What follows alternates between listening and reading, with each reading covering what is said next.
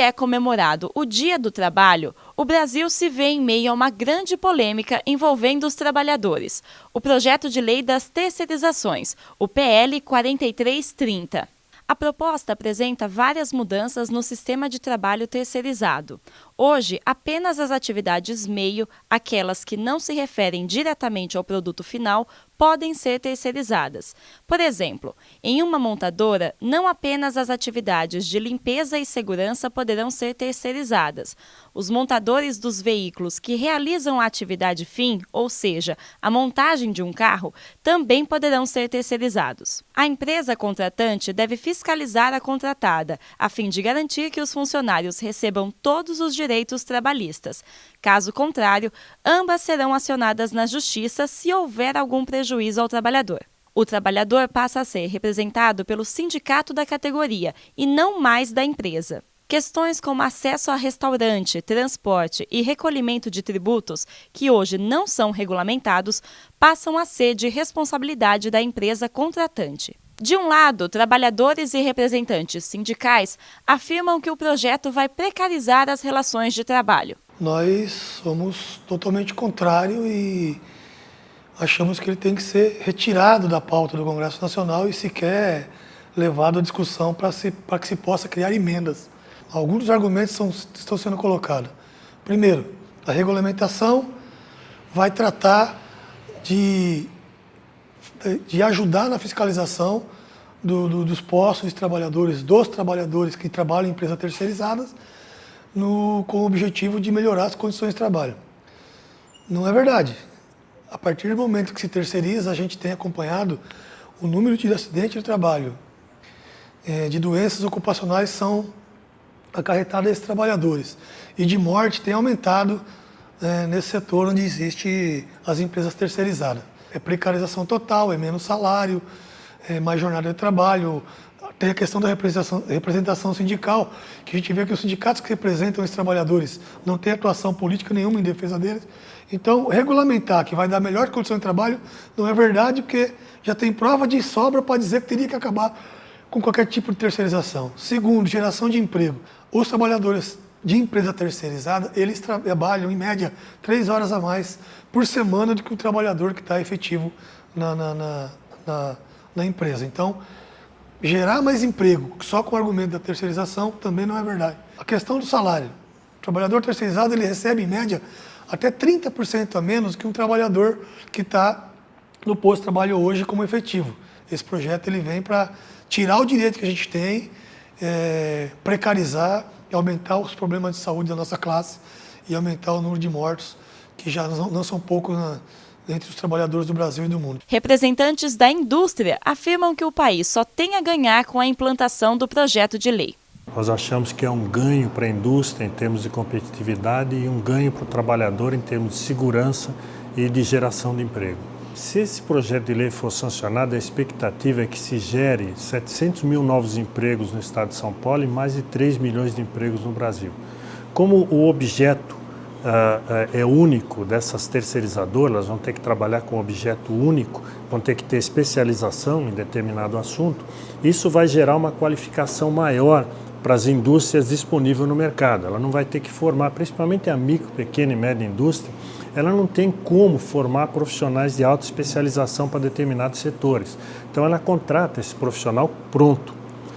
E hoje nós temos no Brasil em torno de 1 milhão de empresas terceirizadoras e de 14 a 15 milhões de funcionários terceirizados, a maioria deles numa situação ainda precária, porque isso hoje não há uma segurança para o empregador, para o contratante, para levar esse funcionário para dentro da empresa por falta de segurança jurídica. Hoje não se tem uma noção clara do que seja atividade fim e atividade meio. Então isso gera insegurança jurídica. Esse empregado terceirizado ele vai passar a usufruir dos benefícios que a empresa oferece para os demais funcionários, seja refeitório, seja ambulatório médico, seja transporte, todos os benefícios que os funcionários contratados têm, os terceirizados passam a ter também, porque vai haver segurança jurídica nessa lei de contratação de terceirizados. E a empresa vai poder usufruir da possibilidade de ter um funcionário altamente qualificado, já que as terceirizadoras vão ser obrigadas a trabalhar com especialização e com objeto único. Quanto ao valor de salário, eu não sei em que isso interfere no mercado de mão de obra.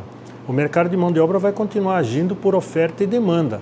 Aquelas profissões que têm mais demanda do que oferta têm um valor mais alto de salário. As que têm menos demanda do que oferta têm um valor mais baixo. Isso vai continuar havendo, não vai haver alteração nenhuma na oferta e na demanda de trabalho. O que vai acontecer é uma especialização maior, um ganho de competitividade das empresas, por poder trabalhar com profissionais mais qualificados, e essas empresas vão ter condição de oferecer profissionais de alto nível no mercado e gerar novas ofertas de emprego.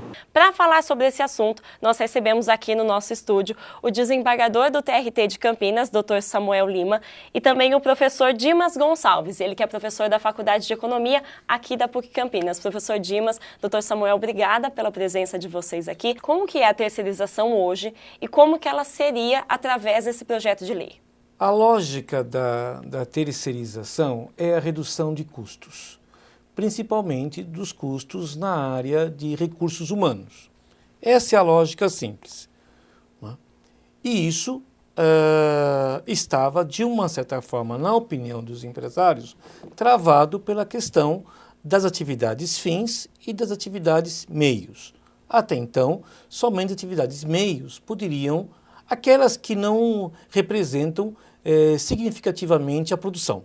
Né? Agora, com essa lei aprovada na Câmara, mas tem ainda que passar pelo Senado e pela sanção da presidenta, né? Todos os setores podem ser terceirizados. Não só isso, podem também ser quarteirizados. Né? Uma empresa terceirizada pode contratar ainda uma outra empresa, que nós chamamos de quarteirização, né? Criando uma fragmentação do processo de produção. Né? Mas o objetivo, em última instância, é a redução de custo pela redução dos benefícios conquistados pelos trabalhadores e pelos sindicatos. Né? Então, agora, nós já tínhamos, né, com o trabalho das terceirizadas, já trabalhadores de segunda categoria. Né? Então, nós tínhamos os trabalhadores contratados, aqueles, né, diretamente pela empresa, com benefícios nas chamadas cláusulas econômicas e nas cláusulas sociais. Né? Benefícios que as empresas concedem através dos dissídios coletivos ou das negociações que são realizadas. Agora, né, isso tem um processo mais agravado, né? Porque a empresa ela pode ter apenas o seu departamento de planejamento, né? E todos os outros setores podem ser terceirizados, numa redução clara e inequívoca dos custos através do corte de benefícios para essas empresas. Porque a lei diz que a contratante pode conceder, o termo é esse, pode conceder os mesmos direitos em que os contratados já estão. Então isso não é obrigatório? Não é obrigatório. Pode conceder. É lógico que se pode significa que a contratante vai pagar por isso. Mas se a regra é a redução de custo, então a contradição está colocada. As empresas querem reduzir os custos. Se ela repassa os mesmos benefícios que os trabalhadores normais têm para uma terceirizada, o seu custo não se reduz, ao contrário, o seu custo aumenta. Dr. Samuel, o professor Dimas falou agora para a gente justamente essa questão de redução de custos para as empresas. Isso significa necessariamente que um trabalhador terceirizado, nesses novos moldes desse projeto de lei, ele vai necessariamente ganhar menos do que um trabalhador de carteira assinada tradicional hoje nessa mesma empresa? O núcleo desse PL é permitir que o empregador terceirize a atividade fim. Então, exemplificando, um hospital poderá terceirizar os médicos, poderá terceirizar os enfermeiros. O que ele tem de acessório, ele é bom. Então, por exemplo, ele exige que o tomador do serviço retenha parte da fatura, ele prevê que tem que fiscalizar, mas isso, se nós levarmos em conta que, pela jurisprudência atual, o tomador já tem que fiscalizar, já tem que verificar, nós não tivemos grandes alterações nisso. Ou seja, o que mais me assusta é, estão fazendo uma parafernália em torno dos acessórios para desviar o foco principal. Qual é o foco principal desse PL? É a migração do empregado subordinado diretamente ao empregador, normalmente com um sindicato forte, e passar para terceirizado, e como muito bem disse o professor Dimas, nas últimas alterações tiraram até a vinculação ao sindicato do tomador. Ou seja, eu tenho percebido a criação desmesurada de sindicatos de terceirizados, e aí você entende que era tudo orquestrado. Ou seja, eu desvio do sindicato principal, sindicato forte, e passo para um sindicato mais fraco. Se isso vai ser generalizado, o que nós temos com o tempo é reduzir direitos, não só salários, que é a lógica da terceirização, mas reduzir tudo. Então, eu estou preocupado com o que está acontecendo.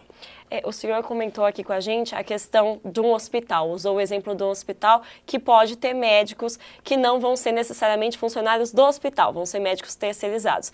Essa troca de profissional também deve implicar na qualidade do serviço oferecido? Isso tanto de hospital, quanto de uma escola, ou todos os outros meios de trabalho que existem hoje? Pelo PL, é possível, inclusive, que esse médico terceirizado, contratado, ele quarteirize. A terceirização tem uma lógica. O objetivo é reduzir custo. Se eu estou reduzindo custos, eu só tenho um meio, precarizar. Não precarizar a prestação de serviço, ou seja, eu vou ter que contratar por alguém que ganhe menos e, lógico, a consequência natural o serviço será de segunda qualidade, sim, isso é inevitável. E nós sabemos que esse projeto de lei gera muitas dúvidas, inclusive nossa equipe foi até as ruas conversar com algumas pessoas que têm várias questões sobre esse assunto. Veja só a primeira pergunta. Gostaria de saber quais são as consequências dessa terceirização se passar para o trabalhador em geral, né? Poderá ocorrer uma demissão, ou seja, algumas demissões em massa, e essa recontratação desse mesmo funcionário na perspectiva de uma empresa terceirizada. Né? De novo, sempre naquela perspectiva de redução de custo. Então, quem está empregado, né, com carteira assinada e seus respectivos benefícios, principalmente aqueles que estão há mais tempo nas empresas, para ser exato, aqueles que estão há mais de 5 anos nas empresas, esses podem ser o alvo, né, imediato dessa lei. Porque um funcionário com 5 anos, ele tem alguns benefícios a mais do que um recém-contratado. Né? Então, o alvo será esse, quer dizer, eu vou demitir esse com carteira e poderei recontratá-lo, né, para a mesma função com, logicamente, uma remuneração inferior e, logicamente, o corte dos benefícios. Né? Então, esse é das consequências imediatas. A troca do profissional registrado e permanente da empresa por ele mesmo tornando-se precarizado. Essa é a lógica. Doutor Samuel, alguns especialistas ainda falando sobre esse assunto, eles afirmam que o fato da pessoa deixar de ser CLT para ser terceirizada também pode gerar um movimento de muitas pessoas se tornando pessoa jurídica, PJ. O senhor acredita que isso deve acontecer se esse projeto de lei entrar em vigor? A pergunta do Flávio leva exatamente essa tua pergunta. De fato, o objetivo dessa lei, como eu disse, não é regulamentar. O objetivo é fazer essa migração de empregado para ou terceirizado ou para PJ, chamada pejotização, que esse PL acaba criando essa figura, né? E, inclusive com a redução. E algo pior, eu estava lendo, inclusive no site da Câmara, é possível até empregador, pessoa jurídica, pessoa física, ele terceirizar a própria atividade dele. Quer dizer, isso é o cúmulo, né? Ou seja, nós estamos chegando à barbárie. Eu reconheço que nós devemos pensar meios para que haja uma competição até com as empresas fora do Brasil, mas não esse custo. Não esse custo que nós vamos chegar à barbárie. Vamos então a mais uma pergunta vinda das ruas. A minha dúvida é, quais são os problemas mais graves que podem ocorrer na terceirização da mão de obra? Hoje em dia, você vai discutir a questão sindical pela atividade preponderante da empresa. Então, se eu tenho, por exemplo, uma metalúrgica, é o sindicato dos metalúrgicos. As alterações que fizeram tiraram essa vinculação com a atividade preponderante da empresa tomadora. Ou seja, vão surgir sindicatos menores aqui que vão cuidar da vida desse terceirizado.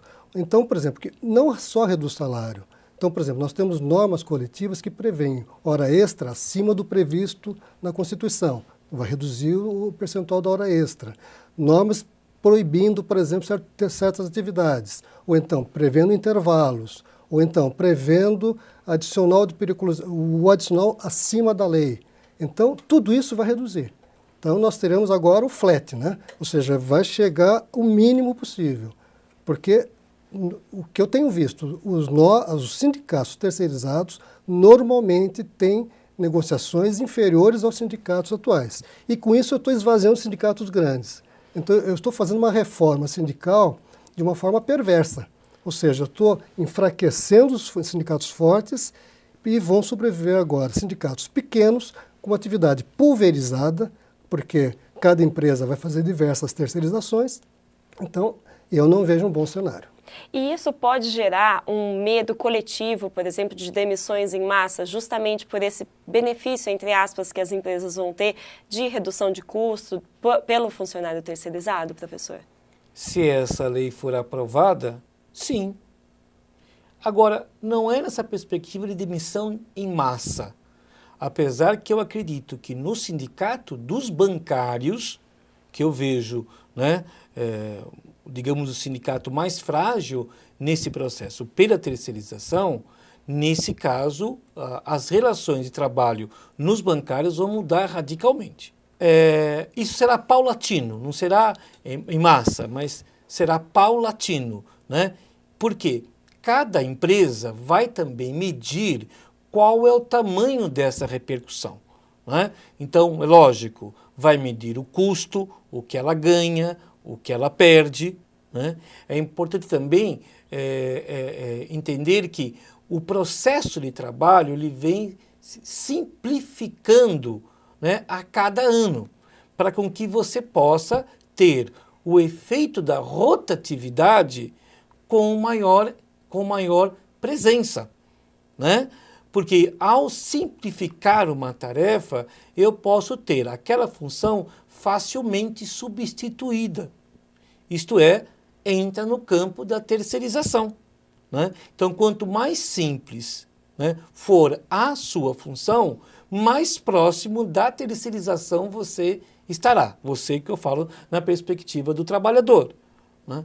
Então, isso vai ocorrer num processo, aí sim, de curto a médio prazo.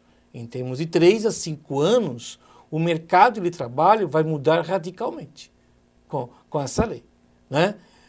Que é o que nós chamamos da perspectiva liberal, né? Você liberar, né, as relações de trabalho.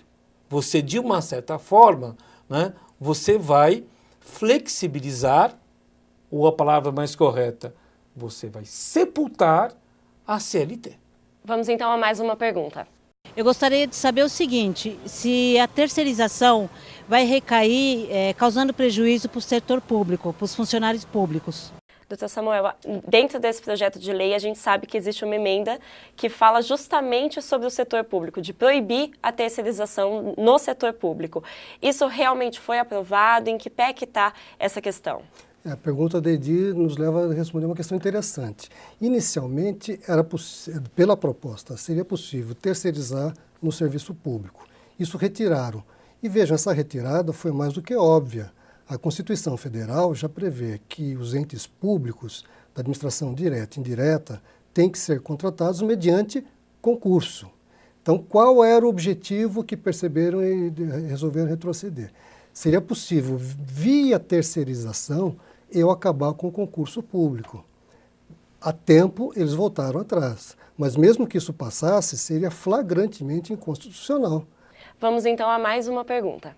A minha dúvida é, a quem o funcionário da empresa terceirizada deve prestar conta? Nesses casos, professor Dimas, a pessoa que trabalha como terceirizada, ela responde diretamente para a empresa que a contratou ou para a empresa que é a prestadora de serviço? Sempre a empresa prestadora de serviço, né? Essa é a lógica, porque a lógica da terceirização, ou esse véu que encobre a terceirização, é que a empresa terceirizada ela é especializada naquele tipo de função. Consequentemente, uma empresa que contrata uma outra empresa especializada, né, ela não tem que ter o acesso, digamos, direcionado ao funcionário da terceirizada. Então, o trabalhador da terceirizada responde à empresa terceirizada.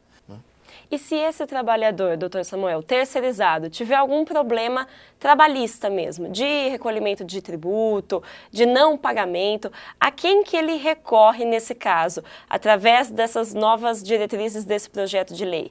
Atualmente, pelas súmulas do Tribunal Superior do Trabalho, eu tenho a figura do tomador do serviço, o prestador do serviço, o terceirizado. Então, o vínculo empregatício é entre prestador e terceirizado. Atualmente, esse empregado, quando for à justiça, ele pode acionar tanto o tomador quanto o prestador. O PL diz o seguinte: se o tomador fiscalizar, a responsabilidade será subsidiária. O que significa subsidiária? Eu movo ação contra os dois, eu primeiro executo o prestador. Se o prestador não tiver bens, aí eu vou para o tomador. Se não houver fiscalização pelo PL, a responsabilidade é solidária, ou seja, os dois são responsáveis. Isso na prática já existe. Por isso que eu digo que é uma questão acessória que não mudou nada. Atualmente, pela jurisprudência, e não vai mudar, o empregado vai acionar os dois ao mesmo tempo, né? Agora, uma coisa que me preocupa, e nós vamos ter inúmeras reclamações, será o seguinte: eu faço essa terceirização, o vínculo aqui está entre o prestador e o terceirizado, ok? O que vai acontecer na prática muito, eu faço toda essa encenação, celebro um contrato com a prestadora, eu recontrato pagando menos, mas na realidade continua tudo igual. Ou seja, quem continua dando ordens é o tomador de serviço. Então, as reclamações que virão, eu tenho certeza, eu já estou nessa lida há mais de 25 anos, ações alegando fraude. Ou seja, olha, na realidade esse contrato de terceirização foi uma fraude, porque continua tudo igual, com a diferença que passei a ganhar menos, passei a ter menos direitos, e ele vai mover ação contra o tomador do serviço. Então, a balela que estão dizendo aí que o objetivo da SPL é reduzir as ações, não é verdade. Vai acontecer exatamente o contrário. Vamos então agora à última pergunta. Eu gostaria de saber quais são as condições de trabalho das empresas terceirizadas. O que a gente observa também é que muitas vezes o trabalhador terceirizado ele sofre uma espécie de preconceito. Eu não sei se eu estou certa. No dia a dia, sim. Existe um preconceito, sim. Tanto é que eu não vejo nenhuma campanha, eu quero ser terceirizado. Não, é justamente o contrário. O que ele quer, inclusive que o empregado diretamente subordinado ao tomador, ele tem aquela sensação de pertencimento, ou seja, eu pertenço a alguma coisa. O terceirizado não, ele não pertence a nada, né? Então, é essa questão mesmo. E é interessante verificar o seguinte, falam que esse é um grande avanço dessa lei. Se você perceber como é que o executivo